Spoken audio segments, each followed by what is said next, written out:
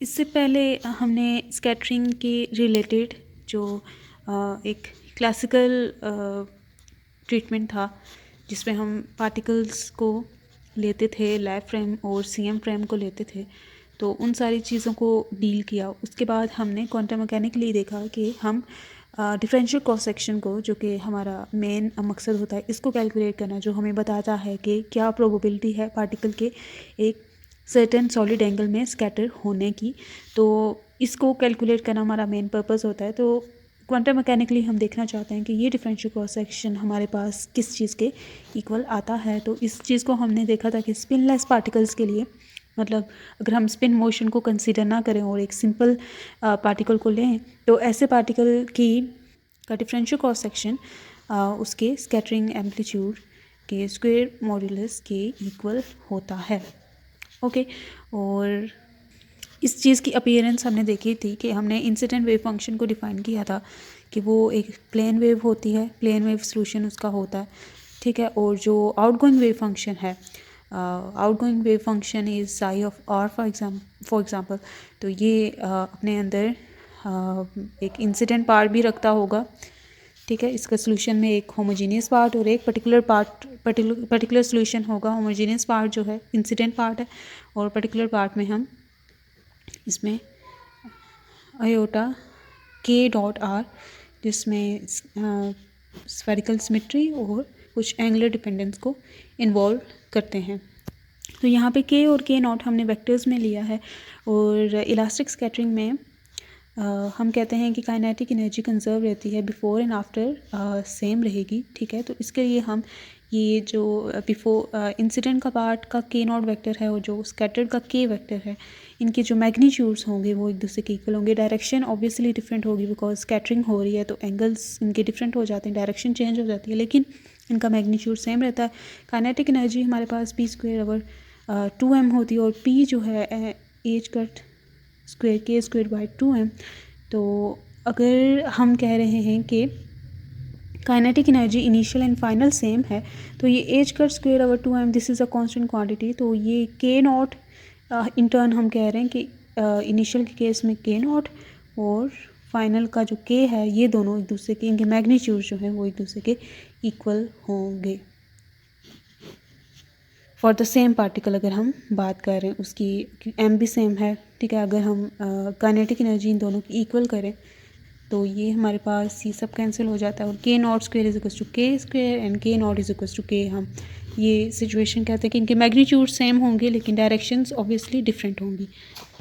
तो ये जो वेक्टर्स हैं इनके मैग्नीट्यूड एक दूसरे के इक्वल होंगे लेकिन इनकी जो डायरेक्शंस है डिफरेंट है। तो हम इस सेंस में कहते हैं कि ये दोनों वेक्टर्स एक दूसरे से डिफरेंट हैं। सो डिफरेंट नोटेशन को यूज़ करना होगा इनको रिप्रेजेंट करने के लिए, ठीक है।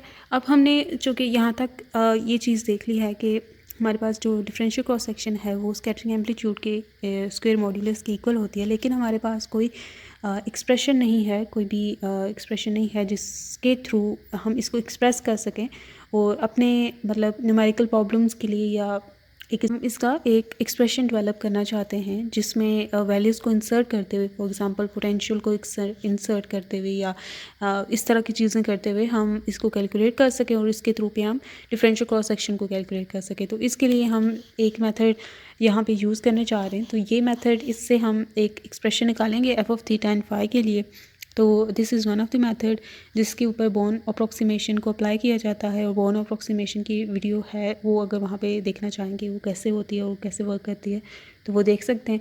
तो उसके बाद फिर हम एक और मेथड यूज़ करते हैं स्कैटरिंग एम्पलीट्यूड को निकालने के लिए, वो पार्शियल वेव एनालिसिस है। हम प्रॉपर्ली इसको स्टार्ट करते हैं। तो सबसे पहले हम श्रोडिंगर इक्वेशन को लिखते हैं। श्रोडिंगर इक्वेशन हम सब जानते हैं कि वो अगर इस तरह से लिखें तो ये इसकी इक्वल ऐसे हम लिख सकते हैं, दिस इज़ आर यहाँ पे एक्स वाई जी मतलब कार्टेशियन में हमने इसको शो किया हुआ है, ठीक है। तो और जो एच है दिस इज़ हैमिल्टोनियन ऑपरेटर, हम वो जानते हैं कि वो किसके इक्वल होता है, ठीक है। ये एनर्जी ऑपरेटर है, टोटल एनर्जी ऑपरेटर, जिसमें ये हमारे पास काइनेटिक एनर्जी ऑपरेटर है और ये पोटेंशियल एनर्जी ऑपरेटर है। This is applied on psi of R और ये इक्वल हो जाएगा E into psi of R. तो इसकी कुछ थोड़ा सा इसको सॉल्व करने के बाद हम एक फॉर्म में लेके आते हैं। तो ये जो है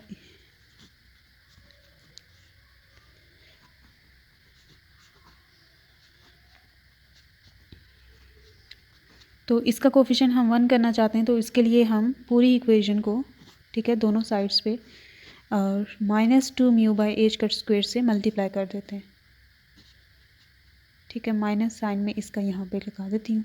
तो ये इसके साथ जब मल्टीप्लाई होगा तो ये कम्प्लीटली कैंसिल हो जाएगा, ये delta square psi of R बच जाएगा, वो ये प्लस माइनस माइनस हो जाएगा और इसके साथ 2 mu V of R divide by H cut square psi of R is equals to ये माइनस इसी के साथ 2 mu by H cut square E psi of R आ गया हमारे पास। तो अब इसमें ये जो 2 mu E by H cut square है इसको हम लेट कर लेते हैं कि ये के स्क्वायर के इक्वल है, ठीक है। पॉजिटिव में हम ये लेंगे सो दैट एनर्जीज भी पॉजिटिव आए। तो ये फिर हम ये इंसर्ट कर देते हैं इसमें, तो हमारे पास बन जाएगी फॉर्म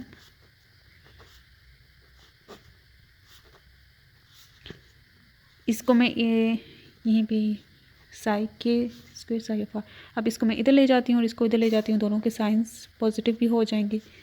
तो ये K square psi of R is equal to 2 mu V of R H का स्क्वायर वी ऑफ आर, ये आ चुका है, ठीक है। अब इसमें अगर हम फर्दर ऑन एक फॉर्म जो कॉमनली लिखी जाती है उसमें अगर लाना चाहें तो ये हम कॉमन ले लेंगे साई ऑफ आर दोनों से, तो ये फॉर्म बन चुकी है, ठीक है। ये अभी तक एक जनरल श्रोडिंगर इक्वेशन है जिसमें हमने कोई भी कुछ नहीं किया, इसमें कोई अजम्पशन या कोई भी अपना केस इंसर्ट नहीं किया। तो सबसे पहले अगर हम इंसिडेंट वेव फंक्शन के लिए ये इक्वेशन लिखना चाहें तो इंसिडेंट वेव फंक्शन के लिए ये इक्वेशन बनती है इस तरह की कि पोटेंशियल ज़ीरो हो जाता है ना उसके लिए, ठीक है। तो इस केस को ये पोटेंशियल ज़ीरो हो जाता है, तो ये फाई इंसिडेंट को ये शो कर रही होगी, ठीक है। तो ये बस बताने के लिए कि अगर पोटेंशियल ज़ीरो है तो ये साइड जिसे हम ये जो साइड है ना इसे हम सोर्स टर्म कहते हैं, सोर्स टर्म, ठीक है। ये source term is the external something जो कि हम अपने वेव फंक्शन पे को दे रहे होते हैं, प्रोवाइड कर रहे होते हैं और जो उस वेव फंक्शन को अल्टर करता है, ठीक है। तो ये वो सोर्स टर्म है जो कि इस फंक्शन पे अप्लाई किया जा रहा है, जो कि उसको अल्टर करेगा या फिर इफ़ेक्ट करेगा। तो this is the source term, और अगर सोर्स टर्म ज़ीरो हो तो हम कहते हैं कि दिस इज़ ये अपेरेंटली भी दे सकते हैं this is a homogeneous equation, this is a non homogeneous equation, ये होमोजीनियस इक्वेशन है। तो नॉन होमोजीनियस इक्वेशंस जो होती हैं उनके बारे में हम बाय डिफरेंशियल इक्वेशंस जानते हैं, उनका जो सोल्यूशन होता है जनरल सोल्यूशन के होमोजीनियस सोल्यूशन प्लस एक पर्टिकुलर सोल्यूशन के इक्वल होता है। Homogeneous solution is when this part is taken as zero. तो जब ये part taken as zero as we saw here कि वो क्या हो जाएगा, वो जो सोल्यूशन हो जाएगा वो साई ऑफ इंसिडेंट का सोल्यूशन है फिर तो, ठीक है, वो साई ऑफ इंसिडेंट है। और ये जो पर्टिकुलर सोल्यूशन है ये फिर हम अभी से कह सकते हैं कि वो क्या होगा, वो स्कैटर्ड पार्ट होगा, ठीक है। तो ये इक्वेशन हमने इससे पहले भी लिखी थी, वो स्पिनलेस पार्टिकल के लिए जो हम डिफरेंशियल क्रॉस सेक्शन की एक्सप्रेशन निकाल रहे थे, तो हमने ये चीज़ वहाँ पे भी लिखी थी कि जो आउटगोइंग वेव फंक्शन है, this is outgoing wave function जो है उसमें इंसिडेंट पार्ट भी होगा और स्कैटर्ड पार्ट भी होगा, और इस चीज़ को हम श्रोडिंगर इक्वेशन से भी डिवाइस करके लिख सकते हैं कि इस तरह की non homogeneous linear differential equations का, this is a linear differential equation, इसका जो सोल्यूशन है general solution that contains a homogeneous part in a particular part, the homogeneous part we know is when the source term is zero, and the source term में जो variable है वो potential है, तो means potential is zero, mu is the mass, ठीक है, H cut is non zero constant, we of are को zero करना मतलब कि नो पोटेंशियल इज़ हेयर, तो पोटेंशियल ज़ीरो था तो हमारा wave function was actually incident wave function. तो ये यहाँ पे साई ऑफ आर भी था, ये ऊपर में साई ऑफ आर, ठीक है। तो इस तरह का है ये।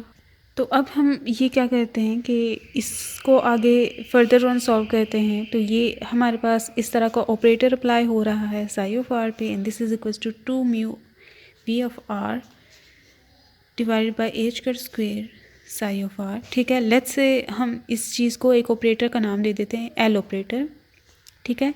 और एल ऑपरेटर कैसा ऑपरेटर है, this is a differential operator, ठीक है। तो और मैं साई ऑफ आर की वैल्यू चाहती हूँ ना, तो साई ऑफ आर की वैल्यू के लिए मैं क्या करूँगी कि इस ऑपरेटर को इधर इन्वर्स अप्लाई करेंगे, ठीक है। तो ये इस तरह का हो जाएगा, ये ऐसा ही है जैसे दोनों तरफ हम इन्वर्स ऑपरेटर अप्लाई कर दें, ये दोनों ऑपरेटर्स एक दूसरे को कैंसिल आउट करके 1 दे देंगे और दिस इज़ लाइक दैट, ठीक है। तो इसमें मैं ये दोबारा बात दोहराना चाहूँगी कि साई ऑफ आर की जो हमारी एक्सप्रेशन आएगी जो भी, उसमें इंसिडेंट पार्ट भी होगा और स्कैटर्ड पार्ट भी होगा, और we are interested in the scattered part. ठीक है, तो वो आगे हम आइडेंटिफाई करेंगे कि इसका जो हम आगे एक्सप्रेशन निकालेंगे उसमें इंसिडेंट पार्ट कौन सा शो हो रहा है, उसको रहने देंगे और इसको कंटिन्यू कर लेंगे। ठीक है, इसके लिए तो यहाँ तक हम ये पहुँच चुके हैं। तो L was our differential operator. तो डिफरेंशियल ऑपरेटर्स का इन्वर्स ऑपरेटर क्या होता है? Integral operator. So we expect this operator to be a integral operator. तो इसकी जगह हम एक ऑपरेटर लिखेंगे जिसे हम ग्रीन्स फंक्शन कहते हैं। ठीक है, तो जिस तरह से ये फंक्शन डेल्टा स्क्वेयर प्लस के स्क्वेयर के इक्वल था, ये जो हमारा ऑपरेटर है इसके लिए हम लिखेंगे कि psi of R is equals to integral operator 3D integral operator. So it will be applied from minus infinity to plus infinity and D cube R prime. ठीक है, एंड ये जो एक्सप्रेशन है ये सारी की सारी एज इट इज़, ये पूरी की पूरी एज इट इज़, क्योंकि ये तो नहीं चेंज होगी ना, ये सोर्स टर्म और ये सारी की सारी प्राइम हो गई है ऑपरेटर के एप्लीकेशन की वजह से, क्योंकि ऑपरेटर इन पे अप्लाई हो गया है। तो और यहाँ पे हम एक ग्रीन्स फंक्शन करेंगे। ठीक है, तो this whole thing is a complete operator जो कि एल इन्वर्स ऑपरेटर था जो कि अप्लाइड हुआ इस सोर्स टर्म पे।